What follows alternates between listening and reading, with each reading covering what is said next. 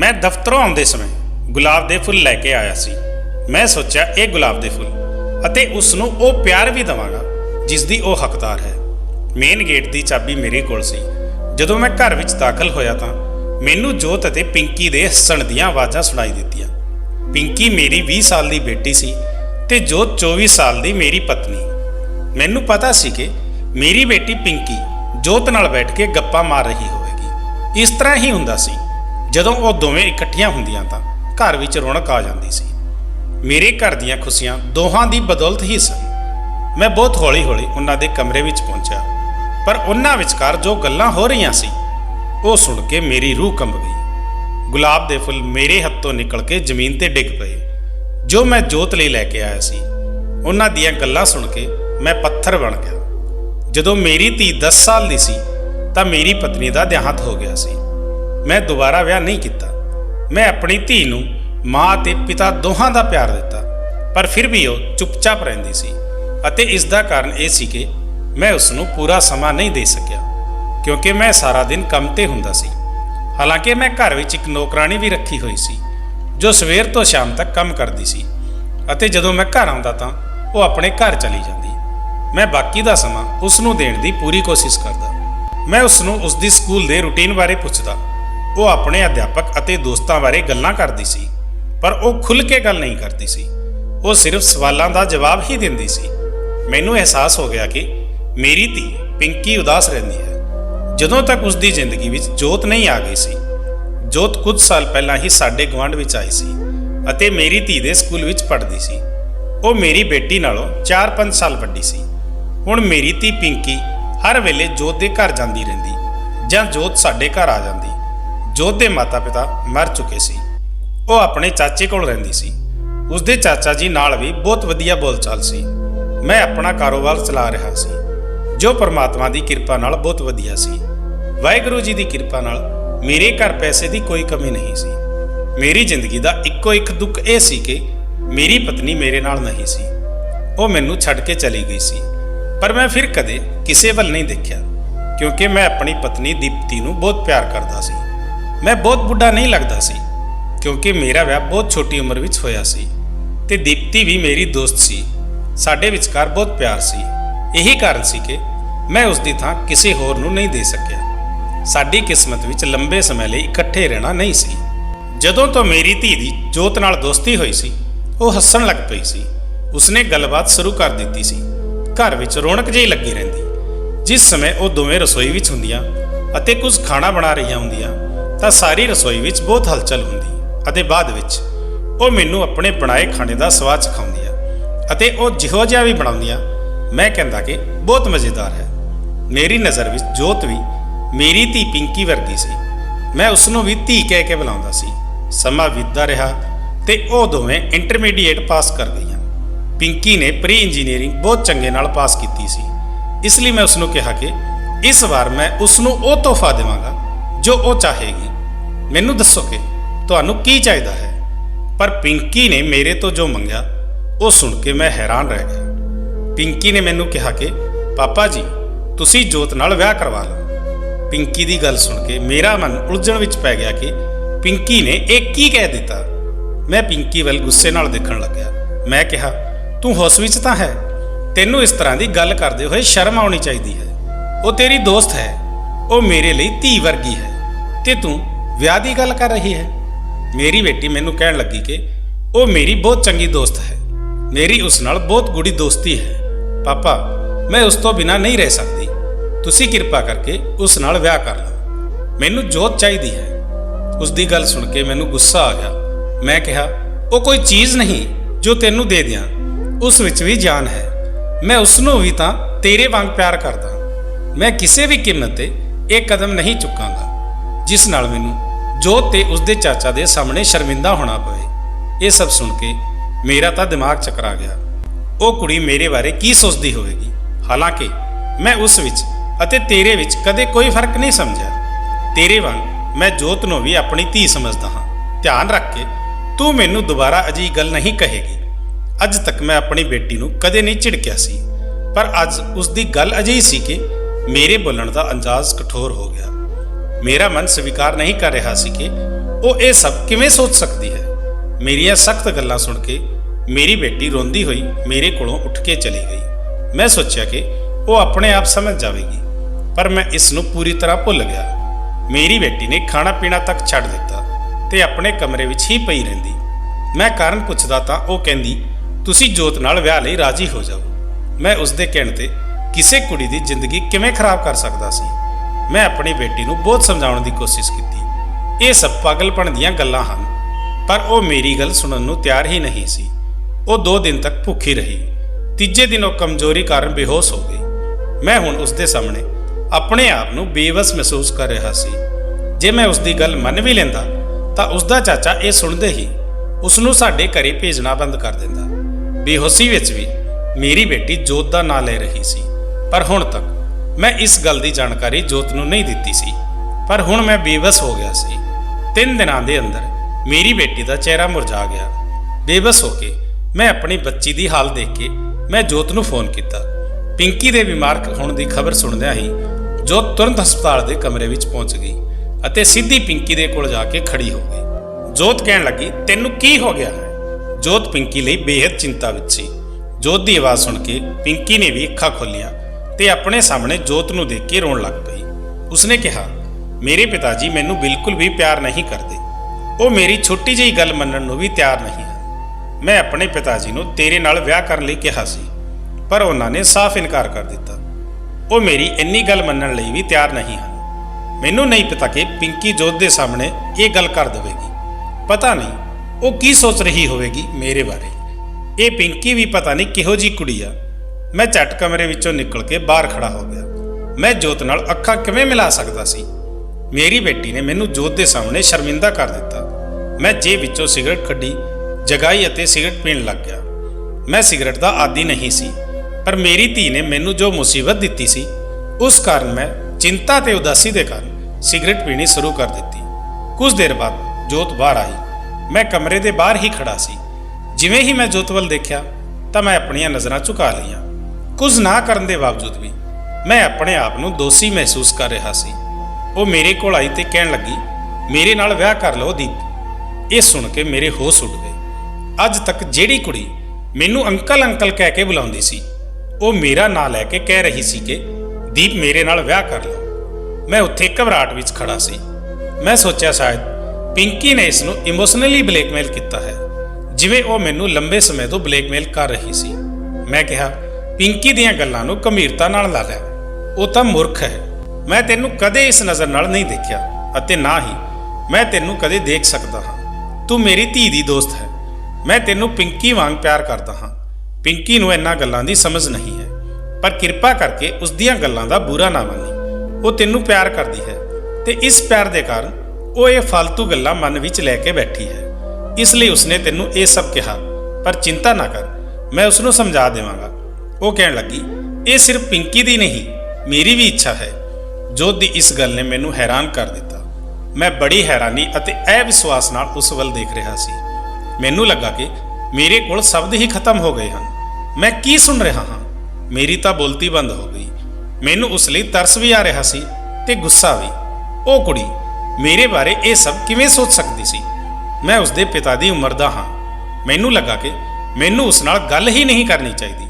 ਇਸ ਲਈ ਮੈਂ ਆਪਣਾ ਮੂੰਹ ਫੇਰ ਲਿਆ ਤੇ ਆਪਣੇ ਹੱਥਾਂ ਵਿੱਚ ਫੜੀ ਸਿਗਰਟ ਨੂੰ ਬੁੱਲਾਂ ਵਿੱਚ ਦਬਾ ਲਿਆ। ਮੇਰੇ ਚਿਹਰੇ ਤੇ ਗੁੱਸੇ ਦੀਆਂ ਲਕੀਰਾਂ ਸਾਫ਼ ਦਿਖਾਈ ਦੇ ਰਹੀਆਂ ਸਨ। ਮੈਂ ਉਸ ਨੂੰ ਗੁੱਸੇ ਵਿੱਚ ਕਿਹਾ ਕਿ ਅੱਜ ਤੋਂ ਸਾਡੇ ਘਰ ਨਾ ਆਈ। ਮੈਂ ਤੁਹਾਡੇ ਬਾਰੇ ਕੀ ਸੋਚ ਰਿਹਾ ਹਾਂ ਤੇ ਤੁਸੀਂ ਕੀ ਕਹਿ ਰਹੇ ਹੋ? ਤੁਹਾਨੂੰ ਦੋਵਾਂ ਨੂੰ ਸ਼ਰਮ ਆਉਣੀ ਚਾਹੀਦੀ ਹੈ। ਮੈਂ ਹੈਰਾਨ ਸੀ ਕਿ ਉਹ ਅਜਿਹਾ ਕਿਉਂ ਚਾਹੁੰਦੀ ਸੀ। ਉਹ ਸੋਹਣੀ ਸੀ, ਜਵਾਨ ਸੀ, ਉਸ ਨੂੰ ਕੋਈ ਵੀ ਚੰਗਾ ਮੁੰਡਾ ਮਿਲ ਸਕਦਾ ਸੀ। ਮੈਂ ਘਬਰਾ ਗਿਆ, ਪਰ ਉਹ ਬੜੇ ਸ਼ਾਂਤ ਢੰਗ ਨਾਲ ਖੜੀ ਸੀ ਤੇ ਮੈਨੂੰ ਕਹਿਣ ਲੱਗੀ, ਦੀਪ, ਭਾਵੇਂ ਤੁਸੀਂ ਮੈਨੂੰ ਆਪਣੀ ਧੀ ਸਮਝਦੇ ਹੋ, ਪਰ ਮੈਂ ਤੁਹਾਡੀ ਅਸਲੀ ਧੀ ਨਹੀਂ ਹਾਂ।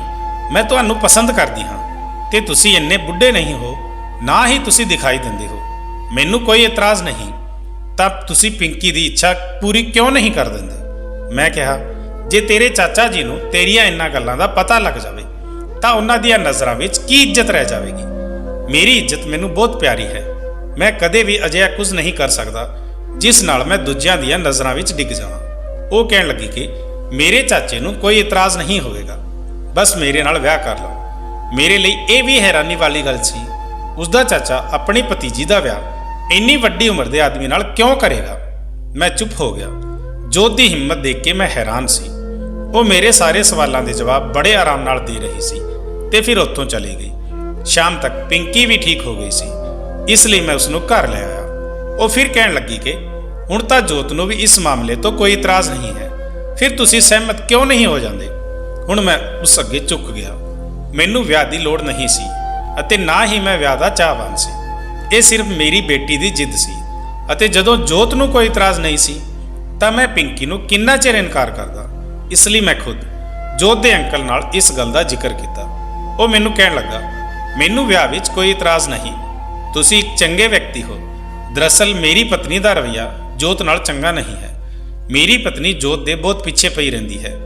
ਮੇਰੀ ਭਤੀਜੀ ਬਹੁਤ ਸਮਝਦਾਰ ਹੈ, ਤੁਸੀਂ ਉਸ ਨਾਲ ਵਿਆਹ ਕਰ ਲਓ। ਮੈਨੂੰ ਇਸ ਤੋਂ ਕੋਈ ਇਤਰਾਜ਼ ਨਹੀਂ, ਕਿਉਂਕਿ ਮੈਂ ਜਾਣਦਾ ਹਾਂ ਤੁਸੀਂ ਉਸ ਨੂੰ ਖੁਸ਼ ਰੱਖ ਸਕਦੇ ਹੋ। ਤੇ ਫਿਰ ਕੁਝ ਦਿਨਾਂ ਵਿੱਚ ਉਸ ਦੇ ਨਾਲ ਮੇਰਾ ਵਿਆਹ ਬਹੁਤ ਸਾਦਗੀ ਨਾਲ ਹੋ ਗਿਆ। ਖੈਰ, ਉਸ ਦਿਨ ਉਹ ਬਹੁਤ ਖੁਸ਼ ਸੀ। ਰਾਤ ਨੂੰ ਜੋਤ ਮੇਰੇ ਕਮਰੇ ਵਿੱਚ ਮੇਰੇ ਬੈੱਡ ਤੇ ਮੇਰੀ ਪਤਨੀ ਬਣ ਕੇ ਬੈਠੀ ਸੀ, ਪਰ ਮੇਰੇ ਦਿਲ ਵਿੱਚ ਇਸ ਵਿਆਹ ਨੂੰ ਲੈ ਕੇ ਕੋਈ ਜਜ਼ਬਾਤ ਨਹੀਂ ਸਨ। ਇੰਨੀ ਕਾਹਲੀ ਵਿੱਚ ਬਣਿਆ ਇਹ ਰਿਸ਼ਤਾ, ਉਹ ਵੀ ਇੰਨੀ ਛੋਟੀ ਉਮਰ ਦੀ ਕੁੜੀ ਨਾਲ, ਜਿਸ ਲਈ ਮੈਂ ਬਿਲਕੁਲ ਵੀ ਮਾਨਸਿਕ ਤੌਰ ਤੇ ਤਿਆਰ ਨਹੀਂ ਸੀ। ਇਸ ਲਈ ਮੈਂ ਕੁਝ ਸਮਾਂ ਬਾਹਰ ਸੋਫੇ ਤੇ ਬੈਠਾ ਰਿਹਾ। ਪਿੰਕੀ ਵੀ ਆਪਣੇ ਕਮਰੇ ਵਿੱਚ ਸੁੱਤੀ ਪਈ ਸੀ ਤੇ ਮੈਂ ਇਸ ਅਚਨਚੇਤ ਰਿਸ਼ਤੇ ਤੋਂ ਫਿਕਰਮੰਦ ਬੈਠਾ ਸੀ। ਮੈਂ ਆਪਣੇ ਆਪ ਨੂੰ ਸਮਝਾਉਣ ਲੱਗਾ ਕਿ ਜੇ ਜੋਤ ਨੂੰ ਕੋਈ ਇਤਰਾਜ਼ ਨਹੀਂ, ਉਸਨੇ ਇਸ ਰਿਸ਼ਤੇ ਨੂੰ ਦਿਲੋਂ ਸਵੀਕਾਰ ਕੀਤਾ ਹੈ, ਤਾਂ ਮੈਨੂੰ ਵੀ ਇਸ ਰਿਸ਼ਤੇ ਨੂੰ ਦਿਲੋਂ ਸਵੀਕਾਰ ਕਰਨਾ ਚਾਹੀਦਾ ਹੈ। ਮੈਂ ਆਪਣੇ ਆਪ ਨੂੰ ਮਾਨਸਿਕ ਤੌਰ ਤੇ ਤਿਆਰ ਕਰਨ ਦੀ ਕੋਸ਼ਿਸ਼ ਕਰ ਰਿਹਾ ਸੀ, ਪਰ ਮੈਂ ਕੁਝ ਘਬਰਾਹਟ ਵਿੱਚ ਆਪਣੇ ਕਮਰੇ ਵਿੱਚ ਚਲਾ ਗਿਆ। ਜਿਵੇਂ ਹੀ ਮੈਂ ਕਮਰੇ ਵਿੱਚ ਦਾਖਲ ਹੋਇਆ, ਜੋਤ ਦੁਲਹਨ ਦੇ ਜੋੜੇ ਵਿੱਚ ਬੈਠੀ ਸੀ। ਮੇਰੇ ਆਉਣ ਤੇ ਉਹ ਠੀਕ ਹੋ ਕੇ ਬੈਠ ਗਈ। ਮੇਰੇ ਮਨ ਵਿੱਚ ਉਲਝਣ ਸੀ ਕਿ ਮੈਂ ਉਸ ਨਾਲ ਕੀ ਗੱਲ ਕਰਾਂ, ਕਿਉਂਕਿ ਇਸ ਵੇਲੇ ਮੇਰੇ ਮਨ ਵਿੱਚ ਉਸ ਪ੍ਰਤੀ ਕੋਈ ਭਾਵਨਾ ਨਹੀਂ ਸੀ। ਫਿਰ ਵੀ ਮੈਂ ਜਾ ਕੇ ਉਸ ਦੇ ਸਾਹਮਣੇ ਬੈਠ ਗਿਆ। ਮੈਂ ਆਪਣੀ ਜੇਬ ਵਿੱਚੋਂ ਇੱਕ ਅੰਗੂਠੀ ਕੱਢ ਕੇ ਉਸ ਦੀ ਉਂਗਲੀ ਵਿੱਚ ਪਾ ਦਿੱਤੀ। ਉਹ ਅੱਜ ਬਹੁਤ ਘਬਰਾ ਕੇ ਬੈਠੀ ਸੀ, ਇਸ ਲਈ ਮੈਂ ਗੱਲਬਾਤ ਸ਼ੁਰੂ ਕੀਤੀ। ਦੇਖੋ ਜੋਤ, ਮੇਰੇ ਤੋਂ ਡਰਨ ਦੀ ਕੋਈ ਲੋੜ ਨਹੀਂ ਹੈ। ਫਿਲਹਾਲ ਮੈਂ ਆਪਣੇ ਦਿਲ ਤੇ ਦਿਮਾਗ ਨਾਲ ਇਸ ਰਿਸ਼ਤੇ ਨੂੰ ਬਿਲਕੁਲ ਵੀ ਸਵੀਕਾਰ ਨਹੀਂ ਕਰ ਸਕਦਾ। ਇਸ ਲਈ ਮੈਨੂੰ ਥੋੜਾ ਸਮਾਂ ਚਾਹੀਦਾ ਹੈ ਤੇ ਤੁਸੀਂ ਚਾਹੋ ਤਾਂ ਇਸ ਕਮਰੇ ਵਿੱਚ ਆਰਾਮ ਨਾਲ ਸੋ ਸਕਦੇ ਹੋ। ਜੇ ਤੁਸੀਂ ਚਾਹੋ ਤਾਂ ਪਿੰਕੀ ਕੋਲ ਚਲੇ ਜਾਓ। ਮੈਂ ਸੋਚਿਆ ਕਿ ਉਹ ਇਸ ਗੱਲ ਤੋਂ ਇਤਰਾਜ਼ ਕਰ ਸਕਦੀ ਹੈ, ਕਿਉਂਕਿ ਹਰ ਕੁੜੀ ਦੇ ਆਪਣੇ ਵਿਆਹ ਬਾਰੇ ਅਤੇ ਖਾਸ ਕਰਕੇ ਵਿਆਹ ਦੀ ਪਹਿਲੀ ਰਾਤ ਬਾਰੇ ਬਹੁਤ ਸਾਰੇ ਸੁਪਨੇ ਹੁੰਦੇ ਹਨ। ਪਰ ਉਹ ਬੜੀ ਆਸਾਨੀ ਨਾਲ ਮੰਨ ਗਈ। ਉਸਨੇ ਕਿਹਾ, ਠੀਕ ਹੈ, ਤੁਸੀਂ ਆਰਾਮ ਕਰੋ, ਮੈਂ ਪਿੰਕੀ ਦੇ ਕੋਲ ਜਾ ਕੇ ਸੋ ਜਾਂਦੀ ਹਾਂ। ਸ਼ਾਇਦ ਉਸ ਨੂੰ ਬਸ ਮੇਰੀ ਇਜਾਜ਼ਤ ਦੀ ਲੋੜ ਸੀ। ਉਹ ਤੁਰੰਤ ਕਮਰੇ ਤੋਂ ਬਾਹਰ ਨਿਕਲ ਗਈ। ਇਹ ਮੇਰੇ ਲਈ ਵੀ ਹੈਰਾਨੀਜਨਕ ਸੀ। ਵਿਆਹ ਦੀ ਰਾਤ ਨੂੰ ਲੈ ਕੇ ਹਰ ਕੁੜੀ ਦੇ ਦਿਲ ਵਿੱਚ ਕਈ ਇੱਛਾਵਾਂ ਹੁੰਦੀਆਂ ਹਨ। ਫਿਰ ਉਹ ਖੁਦ ਹੀ ਮੇਰੇ ਨਾਲ ਵਿਆਹ ਕਰਾਉਣ ਦੀ ਇੱਛਾ ਰੱਖਦੀ ਸੀ। ਫਿਰ ਉਹ ਇੰਨੀ ਜਲਦੀ ਕਮਰੇ ਤੋਂ ਬਾਹਰ ਜਾਣ ਲਈ ਰਾਜ਼ੀ ਕਿਵੇਂ ਹੋ ਗਈ? ਉਸ ਮੁਤਾਬਕ ਉਹ ਮੈਨੂੰ ਪਸੰਦ ਕਰਦੀ ਸੀ। ਫਿਰ ਉਸ ਨੂੰ ਬਾਹਰ ਜਾਣ ਦੀ ਗੱਲ ਤੇ ਕੁਝ ਤਾਂ ਇਤਰਾਜ਼ ਜ਼ਰੂਰ ਹੋਣਾ ਚਾਹੀਦਾ ਸੀ। ਖੈਰ, ਮੈਂ ਸੋਚਿਆ ਕਿ ਮੈਨੂੰ ਉਸ ਨੂੰ ਸਮਾਂ ਦੇਣਾ ਚਾਹੀਦਾ ਹੈ। ਮੈਂ ਕੱਪੜੇ ਬਦਲ ਕੇ ਸੌਣ ਲਈ ਲੈਟ ਗਿਆ। ਹੁਣ ਜੋਤ ਹਰ ਰੋਜ਼ ਪਿੰਕੀ ਕੋਲ ਸੌਣ ਲੱਗ ਪਈ ਸੀ। ਉਸ ਦੇ ਨਾਲ ਹੱਸਦੀ ਹੋਈ ਗੱਲਾਂ ਕਰਦੀ। ਹਰ ਰੋਜ਼ ਜਦੋਂ ਮੈਂ ਉਹਨਾਂ ਨੂੰ ਕਾਲ ਛੱਡਣ ਜਾਂਦਾ ਤਾਂ ਉਹ ਮੇਰੇ ਨਾਲ ਵਾਲੀ ਸੀਟ ਤੇ ਬੈਠ ਜਾਂਦੀ ਤੇ ਪਿੰਕੀ ਨੂੰ ਇਹ ਕਹਿ ਕੇ ਛੇੜਦੀ ਕਿ ਹੁਣ ਮੈਨੂੰ ਇੱਥੇ ਬੈਠਣ ਦਾ ਅਧਿਕਾਰ ਹੈ, ਕਿਉਂਕਿ ਵਿਆਹ ਤੋਂ ਪਹਿਲਾਂ ਪਿੰਕੀ ਮੇਰੇ ਨਾਲ ਪਹਿਲੀ ਸੀਟ ਤੇ ਬੈਠਦੀ ਸੀ। ਜੋਤ ਦੀਆਂ ਗੱਲਾਂ ਤੇ ਪਿੰਕੀ ਉੱਚੀ ਉੱਚੀ ਹੱਸਣ ਲੱਗ ਪੈਂਦੀ। ਵਿਆਹ ਨੂੰ 1 ਮਹੀਨਾ ਹੋ ਗਿਆ। ਹੁਣ ਤੱਕ ਜੋਤ ਪਿੰਕੀ ਕੋਲ ਹੀ ਸੌਂਦੀ ਸੀ ਅਤੇ ਮੈਨੂੰ ਉਸ ਨਾਲ ਕੋਈ ਫਰਕ ਨਹੀਂ ਪੈਂਦਾ ਸੀ, ਕਿਉਂਕਿ ਮੇਰੇ ਮਨ ਵਿੱਚ ਜੋਤ ਲਈ ਕੋਈ ਭਾਵਨਾ ਹੀ ਨਹੀਂ ਸੀ। ਇਸ ਲਈ ਮੈਨੂੰ ਇਸ ਗੱਲ ਨਾਲ ਫਰਕ ਹੀ ਨਹੀਂ ਪੈਂਦਾ ਸੀ ਉਹ ਕਿੱਥੇ ਸੌਂਦੀ ਹੈ। ਪਰ ਇੱਕ ਰਾਤ ਜੋ ਮੇਰੇ ਅਤੇ ਜੋਤ ਵਿਚਕਾਰ ਹੋਇਆ, ਉਸਨੇ ਮੈਨੂੰ ਪੂਰੀ ਤਰ੍ਹਾਂ ਬਦਲ ਕੇ ਰੱਖ ਦਿੱਤਾ। ਉਸ ਰਾਤ ਮੈਂ ਆਪਣੇ ਕਮਰੇ ਵਿੱਚ ਬੈਠਾ ਕਿਤਾਬ ਪੜ੍ਹ ਰਿਹਾ ਸੀ। ਜਦੋਂ ਜੋਤ ਮੇਰੇ ਕਮਰੇ ਵਿੱਚ ਆਈ, ਮੈਂ ਆਪਣੇ ਕਮਰੇ ਦਾ ਦਰਵਾਜ਼ਾ ਬੰਦ ਨਹੀਂ ਕਰਦਾ ਸੀ। ਜਦੋਂ ਮੈਂ ਉਸ ਤੋਂ ਆਉਣ ਦੀ ਵਜ੍ਹਾ ਪੁੱਛੀ ਤਾਂ ਉਸਨੇ ਮੈਨੂੰ ਦੱਸਿਆ ਕਿ ਪਿੰਕੀ ਸੋ ਗਈ ਹੈ, ਪਰ ਮੈਨੂੰ ਨੀਂਦ ਨਹੀਂ ਆ ਰਹੀ। ਮੈਨੂੰ ਤੁਹਾਡੇ ਕੋਲ ਬੈਠ ਕੇ ਗੱਲਾਂ ਕਰਨ ਦਿਓ। ਕੱਲ ਐਤਵਾਰ ਹੈ ਤੇ ਕਾਲਜ ਦੀ ਛੁੱਟੀ ਹੈ। ਮੈਂ ਕਿਹਾ, ਹਾਂ ਬੈਠੋ। ਉਹ ਮੇਰੇ ਕੋਲ ਬੈਠ ਗਈ। ਮੈਂ ਕਿਤਾਬ ਸਾਈਡ ਤੇ ਰੱਖ ਦਿੱਤੀ ਤੇ ਐਨਕਾਂ ਲਾ ਕੇ ਡੱਬੀ ਵਿੱਚ ਪਾ ਦਿੱਤੀਆਂ। ਉਹ ਮੇਰੇ ਵੱਲ ਬੜੇ ਧਿਆਨ ਨਾਲ ਦੇਖ ਰਹੀ ਸੀ। ਜਦੋਂ ਮੇਰੀ ਨਜ਼ਰ ਉਸ ਉੱਤੇ ਪਈ ਤਾਂ ਉਹ ਮੇਰੇ ਵੱਲ ਹੀ ਦੇਖ ਰਹੀ ਸੀ। ਅਚਾਨਕ ਮੇਰੇ ਚਿਹਰੇ ਤੇ ਮੁਸਕਰਾਹਟ ਆ ਗਈ। ਉਹ ਵੀ ਮੁਸਕਰਾਉਣ ਲੱਗੀ ਤੇ ਮੈਨੂੰ ਕਿਹਾ ਕਿ ਤੁਸੀਂ ਇਸ ਉਮਰ ਵਿੱਚ ਵੀ ਇੰਨੇ ਸੋਹਣੇ ਹੋ। ਤੁਸੀਂ ਆਪਣੀ ਜਵਾਨੀ ਵਿੱਚ ਤਾਂ ਹੋਰ ਵੀ ਸੁੰਦਰ ਹੋਵੋਗੇ। ਜਦੋਂ ਤੁਸੀਂ ਮੁਸਕਰਾਉਂਦੇ ਹੋ ਤਾਂ ਤੁਸੀਂ ਹੋਰ ਵੀ ਪਿਆਰੇ ਲੱਗਦੇ ਹੋ। ਤੇ ਤੁਹਾਡੀਆਂ ਇਹ ਕਾਲੀਆਂ ਅੱਖਾਂ ਕਿਸੇ ਨੂੰ ਵੀ ਪਾਗਲ ਬਣਾ ਸਕਦੀਆਂ ਹਨ। ਉਸਦੇ ਮੂੰਹੋਂ ਆਪਣੀ ਪ੍ਰਸ਼ੰਸਾ ਸੁਣਨ ਤੋਂ ਬਾਅਦ ਮੈਂ ਕੁਝ ਪਲਾਂ ਲਈ ਸਮਝ ਨਹੀਂ ਸਕਿਆ ਕਿ ਕੀ ਜਵਾਬ ਦੇਵਾਂ। ਮੈਂ ਕਿਹਾ, ਹਾਂ, ਜਵਾਨੀ ਵੇਲੇ ਮੇਰੇ ਉੱਤੇ ਕਈ ਕੁੜੀਆਂ ਮਰਦੀਆਂ ਸਨ, ਪਰ ਹੁਣ ਤਾਂ ਮੈਂ 40 ਦਾ ਹੋ ਗਿਆ ਹਾਂ। ਹੁਣ ਕਿੱਥੇ ਉਹ ਗੱਲ ਰਹੀ। ਤਾਂ ਉਹ ਮੇਰੀ ਗੱਲ ਸੁਣ ਕੇ ਹੱਸਣ ਲੱਗੀ। ਫਿਰ ਉਸਨੇ ਕਿਹਾ, ਠੀਕ ਹੈ, ਅਜਿਹਾ ਨਹੀਂ ਹੈ। ਜਦੋਂ ਮੈਂ ਤੁਹਾਨੂੰ ਪਹਿਲੀ ਵਾਰ ਦੇਖਿਆ ਸੀ ਤਾਂ ਤੁਸੀਂ ਕਿਸੇ ਜਵਾਨ ਕੁੜੀ ਦੇ ਪਿਤਾ ਨਹੀਂ ਲੱਗਦੇ ਸੀ। ਮੈਂ ਸਮਝਦੀ ਸੀ ਕਿ ਤੁਸੀਂ ਪਿੰਕੀ ਦੇ ਵੱਡੇ ਭਰਾ ਹੋ। ਜੋਤ ਦੀਆਂ ਗੱਲਾਂ ਤੇ ਮੁਸਕਰਾਉਂਦੇ ਹੋਏ ਮੈਂ ਕਿਹਾ ਕਿ ਅਜਿਹਾ ਇਸ ਲਈ ਕਿਉਂਕਿ ਮੇਰਾ ਵਿਆਹ ਸਿਰਫ 20 ਸਾਲ ਦੀ ਉਮਰ ਵਿੱਚ ਹੀ ਹੋ ਗਿਆ ਸੀ। ਮੈਂ ਆਪਣੇ ਮਾਪਿਆਂ ਦਾ ਇਕਲੌਤਾ ਪੁੱਤਰ ਸੀ ਅਤੇ ਮੇਰੀ ਮਾਂ ਨੂੰ ਕੈਂਸਰ ਸੀ। ਇਹ ਮੇਰੀ ਮਾਂ ਦੀ ਆਖਰੀ ਇੱਛਾ ਸੀ ਅਤੇ ਮੇਰੀ ਮਾਂ ਮੇਰਾ ਵਿਆਹ ਆਪਣੀਆਂ ਅੱਖਾਂ ਨਾਲ ਦੇਖਣਾ ਚਾਹੁੰਦੀ ਸੀ। ਇਸ ਲਈ ਮਰਨ ਤੋਂ ਪਹਿਲਾਂ ਉਸਨੇ ਆਪਣੀ ਆਖਰੀ ਇੱਛਾ ਜ਼ਾਹਿਰ ਕੀਤੀ ਅਤੇ ਮੈਂ ਆਪਣੀ ਮਾਂ ਦੀ ਇੱਛਾ ਮੰਨਦਿਆਂ ਆਪਣੇ ਇੱਕ ਦੋਸਤ ਨਾਲ ਵਿਆਹ ਕਰਾ ਲਿਆ। ਵਿਆਹ ਦੇ ਅਗਲੇ ਸਾਲ ਹੀ ਪਿੰਕੀ ਦਾ ਜਨਮ ਹੋਇਆ। ਪਿੰਕੀ ਸਿਰਫ 2 ਮਹੀਨਿਆਂ ਦੀ ਸੀ ਕਿ ਮੇਰੀ ਮਾਂ ਗੁਜ਼ਰ ਗਈ। ਮੇਰੀ ਗੱਲ ਸੁਣ ਕੇ ਜੋਤ ਕਹਿਣ ਲੱਗੀ ਕਿ ਸਾਡੇ ਕਾਲਜ ਦੀਆਂ ਕਈ ਕੁੜੀਆਂ ਤੁਹਾਨੂੰ ਪਿੰਕੀ ਦਾ ਵੱਡਾ ਭਰਾ ਸਮਝਦੀਆਂ ਹਨ। ਫਿਰ ਉਸਨੇ ਮੇਰੇ ਤੋਂ ਮੇਰੇ ਪਹਿਲੇ ਵਿਆਹ ਬਾਰੇ ਸੁਣਨਾ ਸ਼ੁਰੂ ਕਰ ਦਿੱਤਾ, ਕਿਉਂਕਿ ਮੇਰੀ ਪਹਿਲੀ ਪਤਨੀ ਦੀਪਤੀ ਨਾਲ ਮੇਰੀ ਲਵ ਮੈਰਿਜ ਹੋਈ ਸੀ। ਉਹ ਮੇਰੇ ਵੱਲ ਬੜੀ ਦਿਲਚਸਪੀ ਨਾਲ ਦੇਖਦੀ ਹੋਈ ਮੇਰੀ ਅਤੇ ਮੇਰੀ ਪਤਨੀ ਦੀ ਪ੍ਰੇਮ ਕਹਾਣੀ ਸੁਣ ਰਹੀ ਸੀ। ਸੁਣਦਿਆਂ ਸੁਣਦਿਆਂ ਉਸਦੀਆਂ ਅੱਖਾਂ ਬੰਦ ਹੋਣ ਲੱਗ ਪਈਆਂ ਤੇ ਉਹ ਬੈੱਡ ਦੇ ਦੂਜੇ ਪਾਸੇ ਬੈਠੇ ਹੀ ਸੌ ਗਈ। ਪਹਿਲਾਂ ਤਾਂ ਮੈਂ ਉਸ ਨੂੰ ਜਗਾਉਣ ਦੀ ਕੋਸ਼ਿਸ਼ ਕੀਤੀ, ਪਰ ਉਹ ਗੂੜੀ ਨੀਂਦ ਵਿੱਚ ਸੀ। ਮੈਂ ਉਸ ਤੇ ਕੰਬਲ ਪਾ ਦਿੱਤਾ ਤੇ ਖੁਦ ਸੌਣ ਲਈ ਲੇਟ ਗਿਆ। ਥੋੜੇ ਸਮੇਂ ਵਿੱਚ ਹੀ ਮੇਰਾ ਦਿਲ ਤੇਜ਼-ਤੇਜ਼ ਧੜਕਣ ਲੱਗਾ। ਜਦੋਂ ਜੋਤ ਨੀਂਦ ਵਿੱਚ ਮੇਰੇ ਬਹੁਤ ਨੇੜੇ ਆ ਗਈ ਸੀ, ਉਹ ਮੇਰੀ ਬਾਹ ਤੇ ਸਿਰ ਰੱਖ ਕੇ ਸੋ ਰਹੀ ਸੀ। ਉਸ ਦਾ ਹੱਥ ਮੇਰੀ ਛਾਤੀ ਤੇ ਸੀ। ਪਹਿਲਾਂ ਤਾਂ ਮੈਂ ਆਪਣੀ ਬਾਹ ਤੇ ਭਾਰ ਮਹਿਸੂਸ ਹੋਣ ਕਰਕੇ ਹੈਰਾਨ ਹੋ ਕੇ ਜਾਗਿਆ, ਪਰ ਜਦੋਂ ਮੈਂ ਉਸ ਨੂੰ ਆਪਣੇ ਨੇੜੇ ਦੇਖਿਆ ਤਾਂ ਮੇਰੇ ਦਿਲ ਦੀ ਧੜਕਣ ਵੱਧ ਗਈ। ਮੈਂ ਪਹਿਲੀ ਵਾਰ ਉਸ ਦਾ ਚਿਹਰਾ ਇੰਨੇ ਨੇੜਿਓਂ ਦੇਖਿਆ ਸੀ। ਉਸ ਦੇ ਸਰੀਰ ਦੀ ਮਹਿਕ ਨੇ ਮੇਰੇ ਅੰਦਰਲੇ ਜਜ਼ਬਾਤਾਂ ਨੂੰ ਬੁਰੀ ਤਰ੍ਹਾਂ ਹਿਲਾ ਕੇ ਰੱਖ ਦਿੱਤਾ ਸੀ। ਅਚਨਚੇਤ ਮੀਂਹ ਨੇ ਬਾਕੀ ਕੰਮ ਪੂਰਾ ਕਰ ਦਿੱਤਾ। ਅਚਾਨਕ ਗਰਜ ਕਾਰਨ ਉਹ ਮੇਰੇ ਬਹੁਤ ਨੇੜੇ ਆ ਗਈ। ਉਸਨੇ ਆਪਣਾ ਸਿਰ ਮੇਰੀ ਛਾਤੀ ਤੇ ਰੱਖਿਆ। ਮੈਂ ਪਸੀਨੇ ਵਿੱਚ ਭਿੱਜਿਆ ਹੋਇਆ ਸੀ। ਦਿਲ ਪੂਰੀ ਰਫ਼ਤਾਰ ਨਾਲ ਧੜਕ ਰਿਹਾ ਸੀ। ਫਿਰ ਉਹ ਨੀਂਦ ਵਿੱਚ ਬੜਬੜਾਉਣ ਲੱਗੀ ਕਿ ਉਹ ਬਿਜਲੀ ਤੋਂ ਡਰਦੀ ਹੈ। ਹੁਣ ਮੇਰਾ ਆਪਣੇ ਉੱਤੇ ਕਾਬੂ ਨਹੀਂ ਸੀ, ਇਸ ਲਈ ਮੈਂ ਉਸ ਨੂੰ ਆਪਣੇ ਨਾਲ ਘੁੱਟ ਲਿਆ। ਦੀਪਤੀ ਤੋਂ ਬਾਅਦ ਪਹਿਲੀ ਵਾਰ ਮੇਰਾ ਦਿਲ ਕਿਸੇ ਲਈ ਧੜਕਿਆ ਸੀ। ਇਸ ਤੋਂ ਪਹਿਲਾਂ ਕਿ ਮੈਂ ਕੁਝ ਅੱਗੇ ਵਧਦਾ, ਮੇਰੇ ਕਮਰੇ ਵਿੱਚ ਦਸਤਕ ਹੋਈ। ਮੈਂ ਥੋੜਾ ਹੈਰਾਨ ਹੋਇਆ। ਫਿਰ ਮੈਨੂੰ ਲੱਗਾ ਕਿ ਪਿੰਕੀ ਵੀ ਤਾਂ ਬਿਜਲੀ ਦੀ ਗਰਜਾਹਟ ਤੋਂ ਡਰਦੀ ਹੈ। ਜੋਤ ਗਹਿਰੀ ਨੀਂਦ ਵਿੱਚ ਸੁੱਤੀ ਪਈ ਸੀ। ਮੈਂ ਹੌਲੀ-ਹੌਲੀ ਉਸ ਨੂੰ ਆਪਣੇ ਤੋਂ ਵੱਖ ਕੀਤਾ ਤੇ ਉੱਠ ਕੇ ਕਮਰੇ ਦਾ ਦਰਵਾਜ਼ਾ ਖੋਲ੍ਹਿਆ। ਪਿੰਕੀ ਘਬਰਾਈ ਹੋਈ ਖੜੀ ਸੀ। ਜਿਵੇਂ ਹੀ ਮੈਂ ਦਰਵਾਜ਼ਾ ਖੋਲ੍ਹਿਆ, ਉਸਨੇ ਮੈਨੂੰ ਘੁੱਟ ਕੇ ਜੱਫੀ ਪਾ ਲਈ ਤੇ ਕਹਿਣ ਲੱਗੀ, ਪਾਪਾ, ਮੈਂ ਡਰ ਗਈ ਸੀ। ਬੱਦਲ ਇੰਨੇ ਜ਼ੋਰ-ਜ਼ੋਰ ਨਾਲ ਗਰਜ ਰਹੇ ਸਨ। ਜੋਤ ਵੀ ਮੇਰੇ ਨਾਲ ਨਹੀਂ ਸੀ। ਮੈਂ ਪਿੰਕੀ ਦੇ ਮੱਥੇ ਨੂੰ ਚੁੰਮ ਕੇ ਉਸ ਨੂੰ ਦਿਲਾਸਾ ਦਿੱਤਾ। ਫਿਰ ਕਿਹਾ, ਪਿੰਕੀ, ਹੁਣ ਤੂੰ ਵੱਡੀ ਹੋ ਗਈ ਹੈ। ਮੀਂਹ ਤੇ ਬੱਦਲਾਂ ਦੀ ਚਮਕ ਤੋਂ ਕੌਣ ਡਰਦਾ ਹੈ? ਜਾ ਕੇ ਸੋ ਜਾ ਜੋਤ ਦੇ ਨਾਲ। ਮੈਂ ਤੁਹਾਡੇ ਕਮਰੇ ਵਿੱਚ ਜਾਂਦਾ ਹਾਂ। ਤੇ ਉਹ ਜੋਤ ਨਾਲ ਸੋ ਗਈ ਤੇ ਮੈਂ ਪਿੰਕੀ ਦੇ ਕਮਰੇ ਵਿੱਚ ਆ ਕੇ ਲੇਟ ਗਿਆ। ਪਰ ਮੇਰੀ ਨੀਂਦ ਹੁਣ ਉੱਡ ਗਈ ਸੀ। ਪਤੀ ਹੋਣ ਦਾ ਫਰਜ਼ ਨਿਭਾਉਣ ਲਈ ਮੇਰਾ ਦਿਲ ਤਰਸਣ ਲੱਗਾ। ਹੁਣ ਜ਼ਿੰਦਗੀ ਬਾਰੇ ਮੇਰੇ ਵਿਚਾਰ ਆਪਣੇ ਆਪ ਬਦਲਣ ਲੱਗੇ। ਇੱਕ ਵਾਰ ਮੇਰੇ ਦੋਸਤ ਨੇ ਇੱਕ ਪਾਰਟੀ ਦਾ ਆਯੋਜਨ ਕੀਤਾ। ਮੈਂ ਪਹਿਲਾਂ ਹੀ ਜੋਤ ਅਤੇ ਪਿੰਕੀ ਨੂੰ ਤਿਆਰ ਰਹਿਣ ਲਈ ਕਿਹਾ। ਜਦੋਂ ਮੈਂ ਦਫ਼ਤਰ ਤੋਂ ਘਰ ਵਾਪਸ ਆਇਆ ਤਾਂ ਜੋਤ ਆਪਣੇ ਕਮਰੇ ਵਿੱਚ ਆਪਣੇ ਬੈੱਡ ਤੇ 2 ਡਰੈਸਾਂ ਨਾਲ ਬੈਠੀ ਸੀ। ਮੈਂ ਕਿਹਾ, ਤੂੰ ਤਿਆਰ ਨਹੀਂ ਹੋਈ? ਜੋਤ ਕਹਿਣ ਲੱਗੀ, ਮੈਨੂੰ ਸਮਝ ਨਹੀਂ ਆ ਰਹੀ ਕਿ ਇਹਨਾਂ ਵਿੱਚੋਂ ਕਿਹੜੀ ਡਰੈਸ ਪਾਵਾਂ। ਪਿੰਕੀ ਵੀ ਨਹੀਂ ਦੱਸ ਰਹੀ। ਹੁਣ ਤੁਸੀਂ ਹੀ ਦੱਸੋ ਕਿਹੜੀ ਡਰੈਸ ਵਧੀਆ ਹੈ। ਜੋ ਤੁਸੀਂ ਕਹੋਗੇ ਮੈਂ ਉਹੀ ਪਾਵਾਂਗੀ। ਮੈਂ ਉਸ ਦੇ ਸਵਾਲ ਤੇ ਹੱਸਣ ਲੱਗਾ। ਮੈਂ ਕਿਹਾ, ਮੈਂ ਵੀ ਪਿੰਕੀ ਦਾ ਪਿਤਾ ਹੀ ਹਾਂ। ਮੈਨੂੰ ਇਹਨਾਂ ਚੀਜ਼ਾਂ ਬਾਰੇ ਕੁਝ ਨਹੀਂ ਪਤਾ। ਜੋ ਵੀ ਤੈਨੂੰ ਚੰਗਾ ਲੱਗੇ ਉਹ ਪਾ ਲੈ। ਉਹ ਮੇਰੇ ਨੇੜੇ ਆ ਕੇ ਮੇਰੀਆਂ ਅੱਖਾਂ ਵਿੱਚ ਝਾਕ ਕੇ ਬੋਲੀ, ਦੀਪ, ਮੇਰਾ ਵੀ ਤੁਹਾਡੇ ਤੇ ਹੱਕ ਹੈ। ਅੱਜ ਮੈਂ ਤੁਹਾਡੀ ਪਸੰਦ ਦੀ ਡਰੈਸ ਹੀ ਪਾਵਾਂਗੀ। ਉਹ ਬੱਚਿਆਂ ਵਾਂਗ ਜਿੱਦ ਕਰਨ ਲੱਗੀ ਕਿ ਮੈਂ ਉਸ ਨੂੰ ਆਪਣੀ ਪਸੰਦ ਦੱਸਾਂ। ਮੈਂ ਉਸ ਨੂੰ ਇੱਕ ਡਰੈਸ ਬਾਰੇ ਦੱਸਿਆ। ਉਹ ਬਹੁਤ ਖੁਸ਼ ਹੋ ਗਈ। ਪਰ ਜਦੋਂ ਉਹ ਤਿਆਰ ਹੋ ਕੇ ਮੇਰੇ ਸਾਹਮਣੇ ਆਈ ਤਾਂ ਮੈਂ ਅੱਖਾਂ ਝਪਕਣਾ ਭੁੱਲ ਗਿਆ। ਉਹ ਬਹੁਤ ਹੀ ਖੂਬਸੂਰਤ ਲੱਗ ਰਹੀ ਸੀ।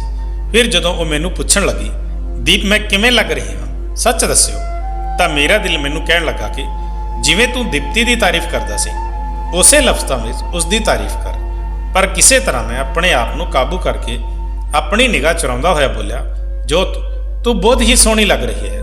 ਮੇਰੀ ਗੱਲ ਸੁਣ ਕੇ ਜੋਤ ਖੁਸ਼ ਹੋ ਗਈ। ਹੁਣ ਤਾਂ ਜੋਤ ਵੀ ਕਦੇ-ਕਦੇ ਪਿੰਕੀ ਵਾਂਗ ਕਰਨ ਲੱਗ ਪਈ ਸੀ।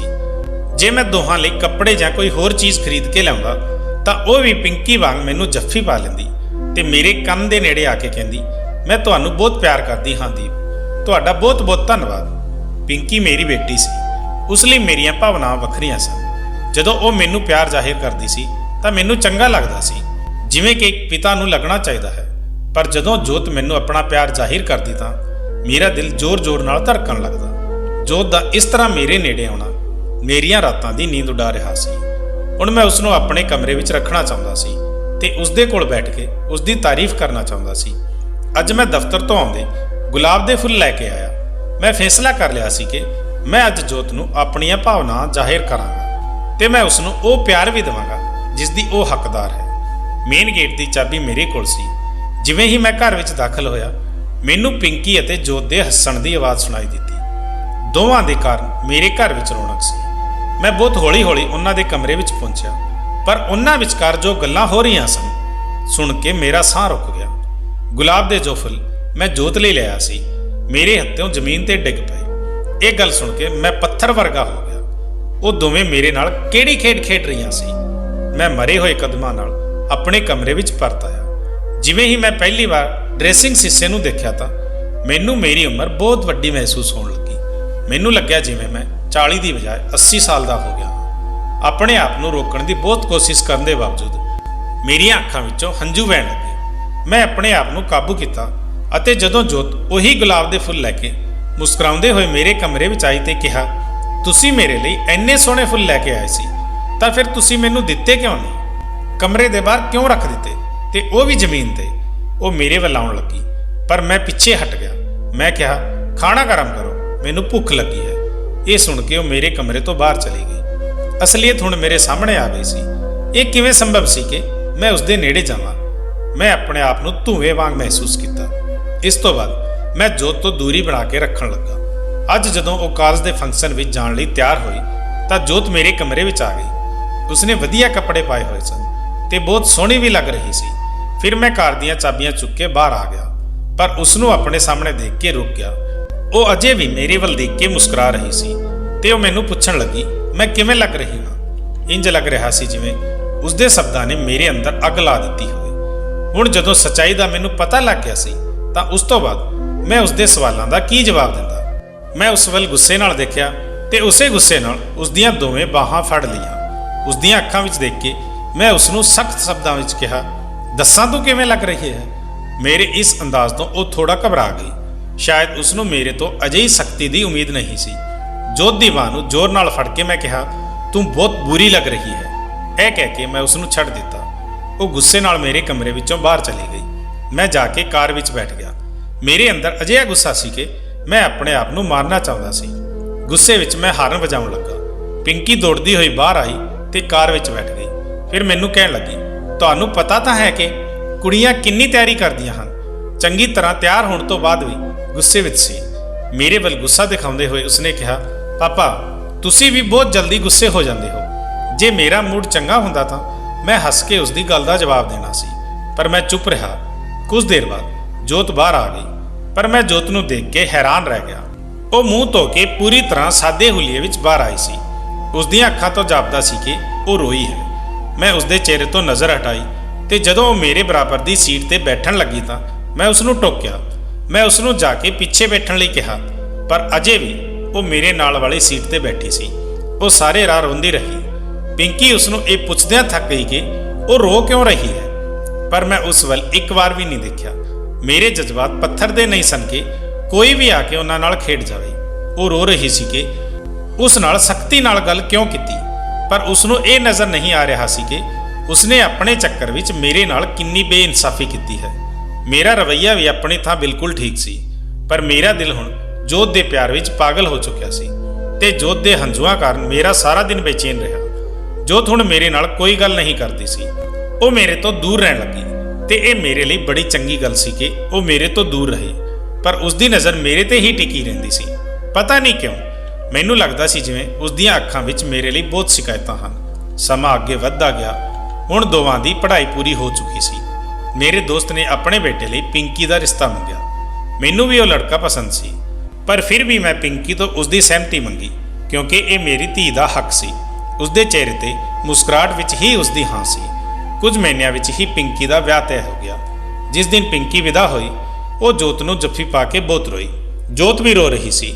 ਪਿੰਕੀ ਜਾ ਚੁੱਕੀ ਸੀ। ਹੁਣ ਘਰ ਵਿੱਚ ਸਿਰਫ ਮੈਂ ਤੇ ਜੋਤ ਹੀ ਸੀ। ਮੇਰੀ ਔਖੀ ਪ੍ਰੀਖਿਆ ਦੇ ਦਿਨ ਸ਼ੁਰੂ ਹੋ ਗਏ ਸਨ। ਉਸੇ ਰਾਤ ਮੈਂ ਜੋਤ ਨੂੰ ਕਿਹਾ ਕਿ ਮੈਂ ਉਸ ਨਾਲ ਕੁਝ ਜ਼ਰੂਰੀ ਗੱਲ ਕਰਨੀ ਹੈ। ਉਹ ਵੀ ਥੋੜੀ ਥੱਕੀ ਹੋਈ ਨਜ਼ਰ ਆ ਰਹੀ ਸੀ। ਫਿਰ ਪਿੰਕੀ ਦਾ ਵਿਛੋੜਾ ਵੀ ਸੀ। ਉਹ ਡਾਈਨਿੰਗ ਟੇਬਲ ਤੇ ਕੁਰਸੀ ਤੇ ਚੁੱਪਚਾਪ ਬੈਠ ਗਈ। ਮੈਂ ਉਸਦੇ ਸਾਹਮਣੇ ਵਾਲੀ ਕੁਰਸੀ ਤੇ ਬੈਠਾ ਸੀ। ਮੈਂ ਸੋਚਿਆ ਕਿ ਹੁਣ ਮੈਨੂੰ ਇਸ ਮਜਬੂਰੀ ਦੇ ਬੰਧਨ ਨੂੰ ਖਤਮ ਕਰ ਦੇਣਾ ਚਾਹੀਦਾ ਹੈ, ਜਿਸ ਕਾਰਨ ਜੋਤ ਨੇ ਆਪਣੇ ਔਖੇ ਸਮੇਂ ਨੂੰ ਲੰਘਾਉਣ ਲਈ ਮੇਰੇ ਨਾਲ ਵਿਆਹ ਕਰਵਾਇਆ ਸੀ। ਉਸ ਦਿਨ ਪਿੰਕੀ ਜੋਤ ਨੂੰ ਕਹਿ ਰਹੀ ਸੀ ਕਿ ਤੂੰ ਆਪਣੀ ਚਾਚੀ ਦੇ ਜ਼ੁਲਮਾਂ ਤੋਂ ਬਚਣ ਲਈ ਮੇਰੇ ਪਾਪਾ ਨਾਲ ਵਿਆਹ ਕਰ ਲਿਆ, ਪਰ ਤੈਨੂੰ ਬੁਰਾ ਤਾਂ ਲੱਗਦਾ ਹੋਵੇਗਾ। ਪਾਪਾ ਤੇਰੇ ਤੋਂ ਉਮਰ ਵਿੱਚ ਬਹੁਤ ਵੱਡੇ ਹਨ। ਮੇਰੇ ਵਾਂਗ ਤੂੰ ਵੀ ਚਾਹੁੰਦੀ ਹੋਣੀ ਹੈ ਕਿ ਮੇਰਾ ਪਤੀ। ਇਹ ਕਹਿ ਕੇ ਪਿੰਕੀ ਚੁੱਪ ਹੋ ਗਈ ਤੇ ਜੋਤ ਨੇ ਹੱਸ ਕੇ ਕਿਹਾ, ਮੇਰਾ ਪਤੀ ਵੀ ਸੁੰਦਰ ਅਤੇ ਡੈਸਿੰਗ ਹੋਵੇ। ਤੂੰ ਇਹੀ ਕਹਿਣਾ ਚਾਹੁੰਦੀ ਹੈ ਨਾ? ਜੋਤ, ਜ਼ਾਹਿਰ ਹੈ ਕਿ ਮੈਂ ਵੀ ਅਜਿਹਾ ਹੀ ਚਾਹੁੰਦੀ ਹਾਂ। ਭਲਾ ਤੇਰਾ ਪਾਪਾ ਮੇਰੇ ਨਾਲ ਕਿਸ ਪਾਸੇ ਤੋਂ ਚੰਗਾ ਲੱਗਦਾ ਹੈ? ਉਹ ਮੇਰੇ ਨਾਲੋਂ ਕਿੰਨੇ ਵੱਡੇ ਹਨ। ਜੋਤ ਦੇ ਬੋਲਾਂ ਨੇ ਮੇਰਾ ਦਿਲ ਤੋੜ ਦਿੱਤਾ। ਜੇ ਉਹ ਮੈਨੂੰ ਪਸੰਦ ਨਹੀਂ ਕਰਦੀ ਸੀ ਤਾਂ ਉਸਨੇ ਮੈਨੂੰ ਹਸਪਤਾਲ ਵਿੱਚ ਕਿਉਂ ਕਿਹਾ ਸੀ ਕਿ ਉਹ ਮੈਨੂੰ ਪਸੰਦ ਕਰਦੀ ਹੈ? ਬਾਹਰ ਖੜਾ ਅਸਲੀਅਤ ਦੀ ਇਸ ਅੱਗ ਵਿੱਚ ਝੁਲਸ ਰਿਹਾ ਸੀ। ਜੋਤ ਅੱਗੇ ਬੋਲ ਰਹੀ ਸੀ, ਪਿੰਕੀ, ਤੂੰ ਮੇਰੀ ਮਜਬੂਰੀ ਜਾਣਦੀ ਹੈ। ਚਾਚਾ ਚਾਚੀ ਮੇਰੀ ਜ਼ਿੰਦਗੀ ਬਰਬਾਦ ਕਰ ਦਿੰਦੇ, ਇਸ ਲਈ ਮੈਂ ਇਹ ਕਦਮ ਚੁੱਕਿਆ।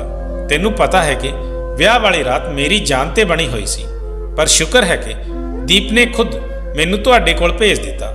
ਅਸਲੀਅਤ ਜਾਣਨ ਤੋਂ ਬਾਅਦ ਇਹ ਮੇਰੇ ਲਈ ਇਮਤਿਹਾਨ ਬਣ ਗਿਆ ਸੀ, ਕਿਉਂਕਿ ਮੈਂ ਉਸ ਨੂੰ ਪਿਆਰ ਕਰਨ ਲੱਗਾ ਸੀ। ਮੇਰੀ ਬੇਟੀ ਜੋਤ ਨੂੰ ਕਹਿਣ ਲੱਗੀ, ਜੇ ਉਹ ਨਾ ਵੀ ਭੇਜਦੇ ਤਾਂ ਮੈਂ ਤੈਨੂੰ ਲੈਣ ਆ ਜਾਂਦੀ। ਸਾਡਾ ਇਹੀ ਤਾਂ ਪਲਾਨ ਸੀ ਕਿ ਪਾਪਾ ਨਾਲ ਤੇਰਾ ਸਿਰਫ ਕਾਗਜ਼ੀ ਰਿਸ਼ਤਾ ਹੋਵੇਗਾ ਤੇ ਆਪਣੀ ਪੜ੍ਹਾਈ ਪੂਰੀ ਕਰਨ ਤੋਂ ਬਾਅਦ ਤੂੰ ਆਪਣੀ ਉਮਰ ਦੇ ਮੁੰਡੇ ਨਾਲ ਵਿਆਹ ਕਰਾ ਲਏਗੀ। ਪਰ ਸੋਚਣ ਵਾਲੀ ਗੱਲ ਇਹ ਹੈ ਕਿ ਤੂੰ ਕਿਸ ਨਾਲ ਵਿਆਹ ਕਰੇਗੀ? ਕੀ ਕੋਈ ਮੁੰਡਾ ਹੈ ਤੇਰੀ ਨਿਗਾਹ 'ਚ? ਮੇਰੇ ਪਿਤਾ ਦੀ ਚਿੰਤਾ ਨਾ ਕਰੋ, ਮੈਂ ਉਹਨਾਂ ਨੂੰ ਕਹਾਂਗੀ ਕਿ ਉਹ ਤੁਹਾਨੂੰ ਛੱਡ ਦੇਣ। ਉਹ ਮੇਰੀਆਂ ਗੱਲਾਂ ਨੂੰ ਨਜ਼ਰਅੰਦਾਜ਼ ਨਹੀਂ ਕਰਨਗੇ। ਪਿੰਕੀ ਨੇ ਆਪਣੀ ਦੋਸਤ ਦੀ ਖਾਤਰ ਮੈਨੂੰ ਸਖਤ ਇਮਤਿਹਾਨ ਵਿੱਚ ਪਾ ਦਿੱਤਾ ਸੀ। ਮੇਰੀਆਂ ਭਾਵਨਾਵਾਂ ਦਾ ਮਜ਼ਾਕ ਉਡਾਇਆ ਗਿਆ ਸੀ। ਜੋਤ ਦੇ ਅਗਲੇ ਬਿਆਨ ਨੇ ਮੈਨੂੰ ਕਿਤੇ ਦਾ ਵੀ ਨਹੀਂ ਛੱਡਿਆ। ਉਸਨੇ ਕਿਹਾ, ਹਾਂ, ਇੱਕ ਬਹੁਤ ਸੋਹਣਾ ਮੁੰਡਾ ਹੈ, ਮੈਂ ਉਸ ਨੂੰ ਬਹੁਤ ਪਿਆਰ ਕਰਦੀ ਹਾਂ। ਫਿਰ ਪਿੰਕੀ ਨੇ ਉਸ ਨੂੰ ਬੇਚੈਨੀ ਨਾਲ ਪੁੱਛਿਆ, ਅੱਛਾ, ਤੂੰ ਮੈਨੂੰ ਪਹਿਲਾਂ ਕਦੇ ਨਹੀਂ ਦੱਸਿਆ? ਦੱਸੋ ਕੌਣ ਹੈ ਉਹ? ਪਿੰਕੀ ਨੇ ਬੇਚੈਨੀ ਨਾਲ ਪੁੱਛਿਆ, ਪਰ ਉਹ ਟਾਲ ਗਈ। ਹੁਣੇ ਨਹੀਂ, ਸਮਾਂ ਆਉਣ ਤੇ ਦੱਸਾਂਗੀ। ਮੈਂ ਉੱਥੋਂ ਵਾਪਸ ਆ ਗਿਆ।